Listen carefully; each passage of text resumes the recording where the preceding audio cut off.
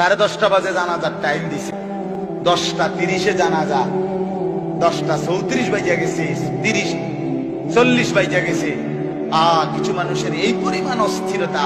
এই মিয়া, time table ঠিক রাখো না, কইলা 10:30 জানাজা, 10 মিনিট ওভার হয়ে গেছে, কতক্ষণ খাড় করায় রাখবা? মানে উনি ব্যস্ত, ওনার এই 10 মিনিট সময় নাই। আল্লাহর কসম বন্ধু, এই মানুষটাও এরকম ব্যস্তই ছিল। যে মানুষটার জানাজা হচ্ছে এখন, যার লাশ এখানে শোয়ানো, এই লোকটাও এমন ব্যস্তই ছিল। তার হাতেও একদিন সময় ছিল না। আজ গোটা পৃথিবী সব আগার জায়গায়, এই বেচারা শুধু নিশ্চিত।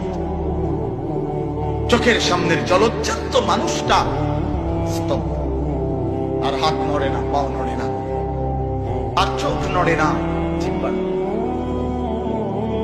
এজন্য দুনিয়ার এই ব্যস্ততার ভিতর দিয়ে আমরা যদি মনে করি যে আমি শুধুই দুনিয়া, ভালো মন্দ, লাভ লোকসান, চাওয়া পাওয়া, প্রাপ্তি অপ্রাপ্তি, মনের চাহিদা পূরণ, সবকিছু শুধু দুনিয়া ভাইয়া, বাবা, তো আখিরাত কার জন্য? কবর কার জন্য? তাইলে নবীজি সাল্লাল্লাহু আলাইহি সাল্লাম কাকে তাইলে আখিরাত বুঝাইতে চাইছেন?